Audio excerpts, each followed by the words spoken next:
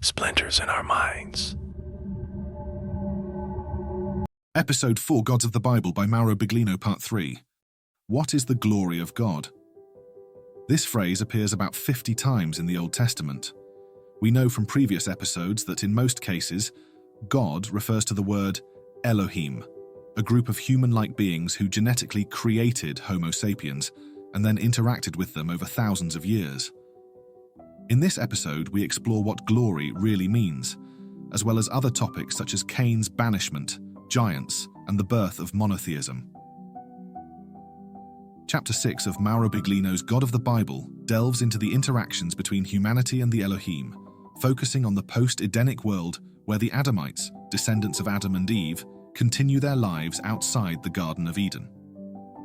The text explores key biblical events and figures, such as Cain, the Antediluvian Patriarchs, the descent of the Elohim, and the mysterious figure of Enoch.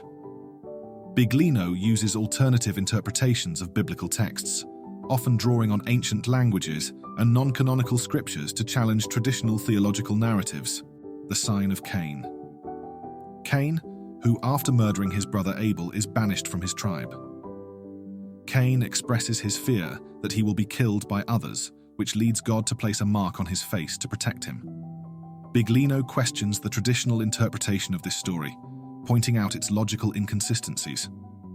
For example, if Adam, Eve, Cain, and Abel were the only people on earth, who were the others that Cain feared?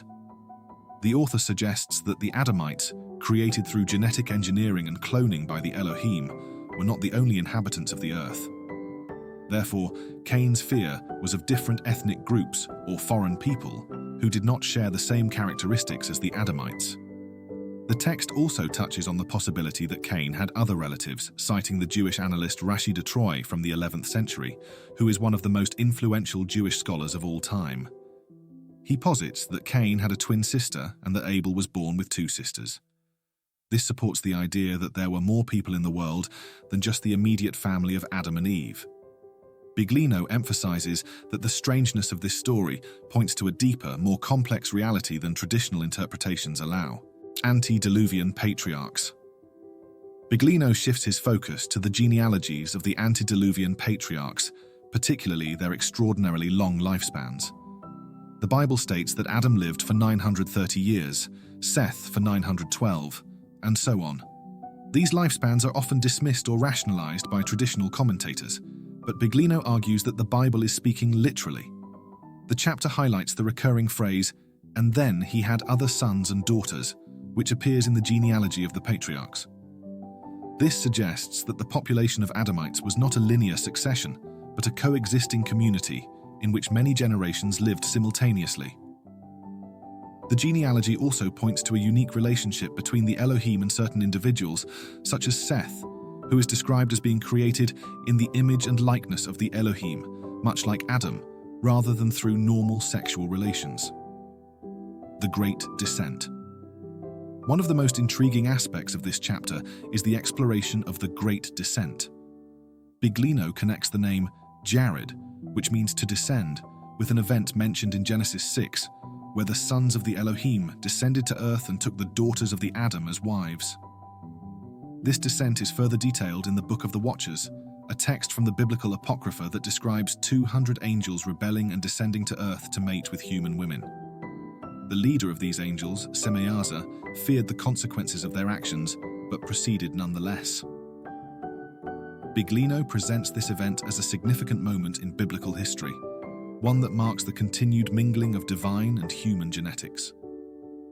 The descent of the Elohim is not merely a biblical story, it is a recurring theme in ancient literature, indicating a widespread belief in divine beings interacting with humanity. Walking with the Elohim. Jared's son, Enoch, is a central figure in this chapter. The Bible describes Enoch as having walked with the Elohim, and then mysteriously disappearing, suggesting that he did not die, but was taken by the Elohim. Biglino compares Enoch to other biblical figures, such as Elijah and Moses, who also had extraordinary departures from earth. Enoch's story is expanded in the Book of the Secrets of Enoch, where he recounts being visited by two men who take him on a journey to the heavens. Biglino emphasizes the literal interpretation of Enoch's journey, arguing that the ancient texts describe real events rather than visions or allegories. He also draws parallels between Enoch's experiences and other ancient stories, such as the Sumerian tale of Emiduranki, a king who was taken by the gods and given knowledge to impart to humanity.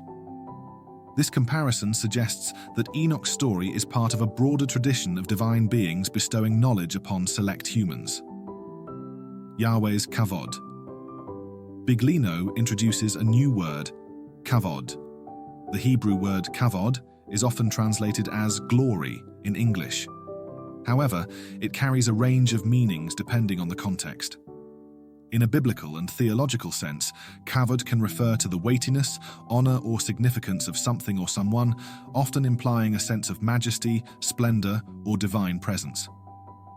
Exodus 33:18-21 states, "Then Moses said, 'Now show me your glory, your Kavod.'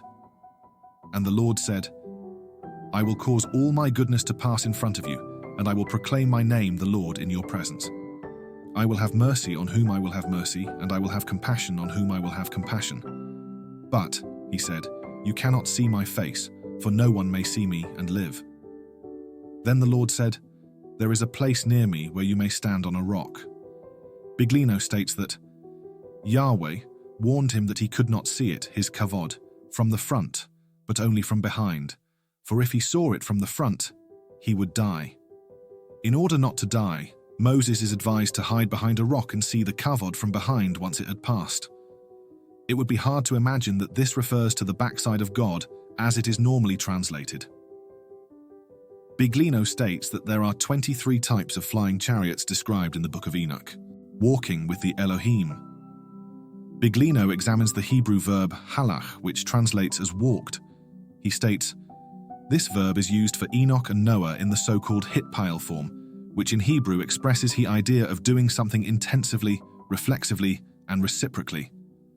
Thus, the hitpile form here indicates precisely that one is not simply walking, but constantly going back and forth reciprocally. Enoch and the Elohim go back and forth with each other all the time." The Anointment of Enoch. Biglino continues with the story of Enoch's anointment by the Archangel Michael. This ritual, described in detail, involves stripping Enoch of his earthly garments and anointing him with holy oil. The significance of this anointment is profound, as it marks Enoch as a Messiah, or Anointed One. The etymology of the word Messiah originally referred to the physical act of anointing with oil, a practice that evolved into a symbolic gesture over time. The chapter discusses the practical and hygienic purposes of anointing in ancient times, particularly in the context of temple rituals. The spices used in the anointing oil had antibacterial and antiseptic properties. Biglino proposes that the ritual was not just symbolic, but actually was a cleansing process to protect the Elohim from those who were allowed to come close to them. The word Mashiach is the root word for Messiah. However, the Brown Driver Briggs Hebrew and English lexicon provides the following meanings: to wipe, brush, cleanse, smear, anoint. The Strong's Hebrew Dictionary of the Bible translates this word as to rub with oil, which conveys the idea of rubbing with particular force. A more historically accurate view of being anointed before entering the presence of any of the Elohim is to be vigorously rubbed over the entire body with herbs and oils which would kill bacteria and disinfect. The Giants. The lifespan of the Adamites. The 7th chapter begins by addressing a common curiosity among traditional commentators regarding the lifespan of early biblical figures, particularly Adam and his descendants. Adam, who was created in the image and likeness of the Elohim, lived for 930 years. This longevity is attributed to the genetic heritage from the Elohim, as these early humans were the direct result of their intervention. According to Genesis 6:3, the Elohim decided to limit the lifespan of these Adamites to 120 years in response to the increasing multiplication of humans on Earth and the potential consequences of their long lives. The reduction of lifespan appears to be a corrective measure aimed at limiting the influence of these humans, particularly as they began to interact with the Elohim in ways that may have been unforeseen by their creators. Interbreeding with the daughters of Adam. Genesis 6:2 describes how the sons of the Elohim saw the daughters of Adam and found them good or suitable for reproduction. This passage introduces the idea of interbreeding between these celestial beings and human women, which led to the birth of a hybrid race.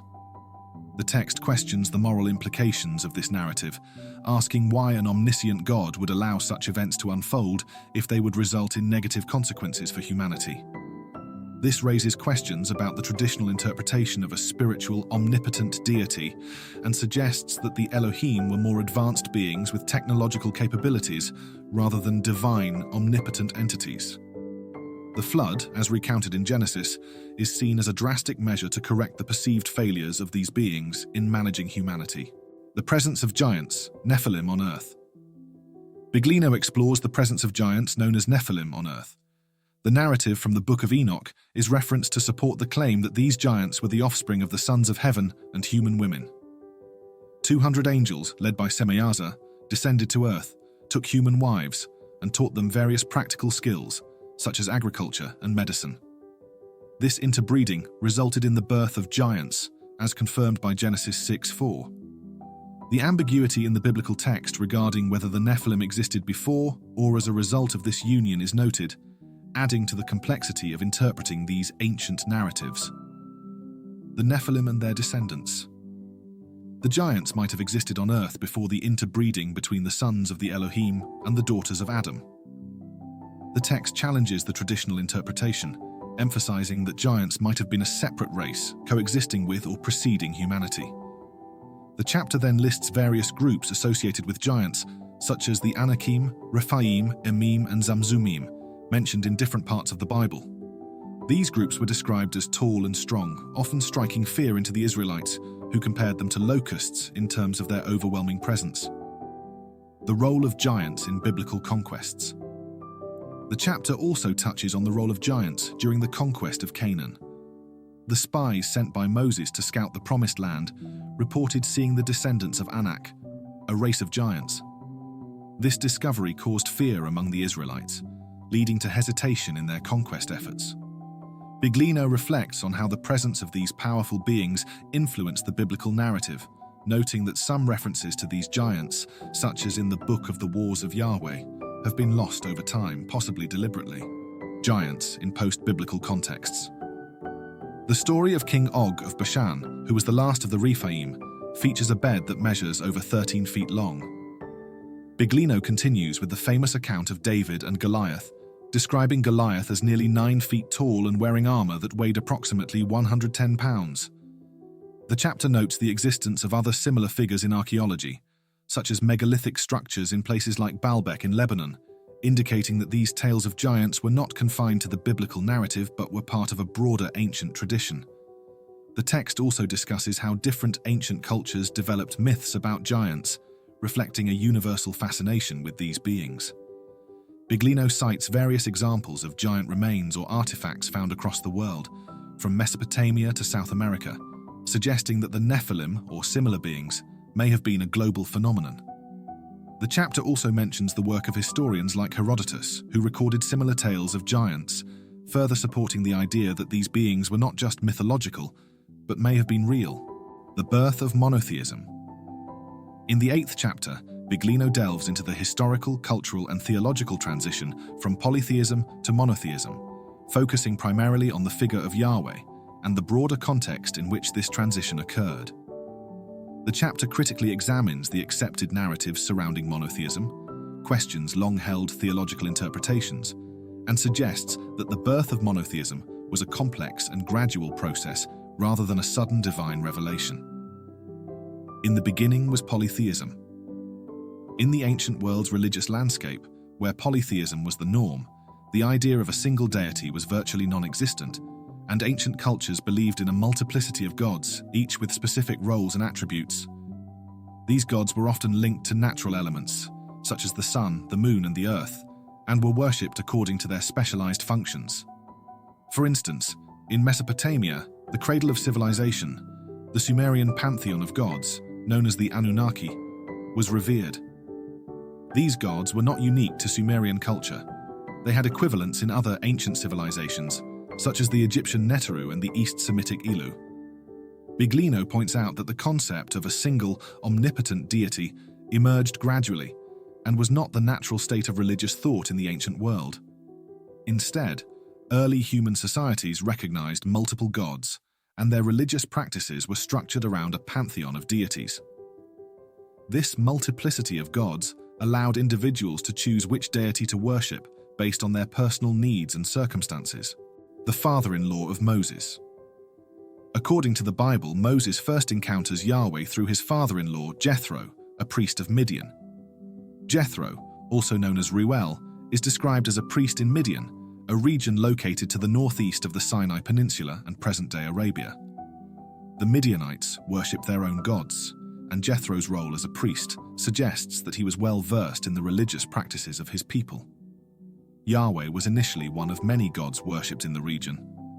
Moses, upon encountering Jethro, is introduced to Yahweh and begins to develop a relationship with this deity. Biglino emphasizes that Yahweh was not originally perceived as the one true God, but rather as a powerful regional deity who could offer protection and guidance to those who worshipped him. When Moses met Yahweh. Moses encounters Yahweh on Mount Horeb, where he sees a bush that burns but is not consumed. This event is often interpreted as a supernatural phenomenon, a manifestation of God's divine power, however pitiful the event might be.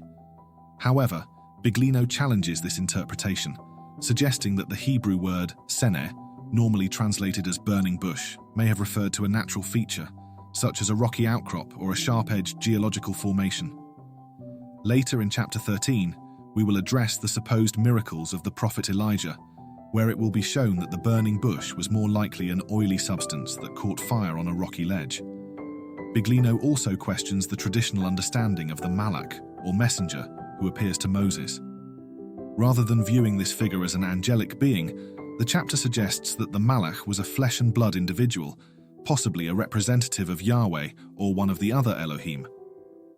This reinterpretation challenges the idea that Moses' encounter with Yahweh was purely a spiritual or supernatural experience. Moses speaks of Yahweh. Biglino examines the book of Deuteronomy, where Moses repeatedly refers to Yahweh as the Elohim of Israel. The author points out that Moses' speeches often contradict the concept of monotheism, as he acknowledges the existence of other gods while insisting that the Israelites should worship Yahweh exclusively. This contradiction raises questions about the true nature of Moses' beliefs and the development of monotheism in ancient Israel. One of the key themes in this section is Yahweh's jealousy. The Bible describes Yahweh as a jealous God who demands exclusive worship from his followers. Biglino argues that this jealousy reflects Yahweh's insecurity and need to assert his dominance over other gods. The author also highlights the harsh punishments that Yahweh imposes on those who disobey him, suggesting that these actions are driven by a desire to maintain power and control. A quote from Biglino drives this point home. "We know Yahweh was not the one and only God, but just a minor local ruler. His insignificance and weakness caused him to issue cruel orders. The need to maintain his power was more important than any other concern." Yahweh speaks of himself. On to Yahweh's own declarations in the Bible, particularly the commandments given to Moses on Mount Sinai. In these passages, Yahweh identifies himself as the God who brought the Israelites out of Egypt and commands them to have no other gods before him. This assertion of exclusive worship is seen as a critical step in the development of monotheism. However, Biglino questions whether this truly represents monotheism, or if it is instead an example of monolatry, the worship of one God without denying the existence of others. The author suggests that Yahweh's insistence on exclusive worship may have been motivated by political and social factors rather than purely theological ones. Joshua's choice.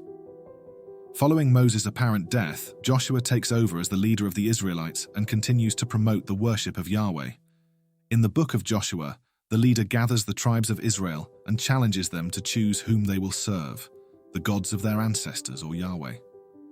Joshua famously declares, "As for me and my house, we will serve Yahweh." Biglino notes that this choice was not as straightforward as it might seem. The Israelites were presented with multiple options, including the gods worshipped by their ancestors and the gods of the peoples they had conquered. Joshua's insistence on serving Yahweh reflects the ongoing struggle to establish monotheism in a polytheistic world. The author also suggests that the decision to worship Yahweh was influenced by practical considerations, such as the protection and benefits he could provide, rather than by purely spiritual conviction. The name of Yahweh. The chapter concludes by exploring the origin and meaning of the name Yahweh. Biglino raises questions about the pronunciation and significance of the Tetragrammaton, YHWH, the four-letter name of God in the Hebrew Bible. The author suggests that the name may have originally been part of a polytheistic tradition and that its meaning has been shaped by theological interpretations over time. One of the key points in this section is the possibility that the name Yahweh was not unique to the Israelites, but was used by other cultures in the region. Biglino cites archaeological evidence of inscriptions from Ugarit and other ancient civilizations that refer to Yahweh as a regional deity. This challenges the traditional view of Yahweh as the one true God and suggests that he may have been one of many gods worshipped in the ancient Near East. The thread of this episode is ancient civilizations. The subthread is Old Testament. The sub-subthread is Gods of the Bible by Mauro Biglino. Buy Gods of the Bible on Amazon. As an Amazon associate, I earn from qualifying purchases. The next episode, number 5, Gods of the Bible by Mauro Biglino, Part 4, continues with a look at other mistranslated words in the Bible. Each episode of Sion builds on the previous ones. Therefore, it is in your best interest to start with episode 1 and proceed through all the episodes in order by episode number. The title of episode 1 is First Principles for Solving the Worldview Puzzle. Splinters in Our Minds is available in text format at www.siom.blog. Follow Splinters in Our Minds on X and Facebook. Join us on Patreon. A monthly subscription is only $6 and you get index of content, title, release date, order by main numbering as well as by thread and subthread name and numbering, Discord forum and Q&A sessions, access to prior and current versions of Sion Worldview Summary, which is kept updated as more content is released.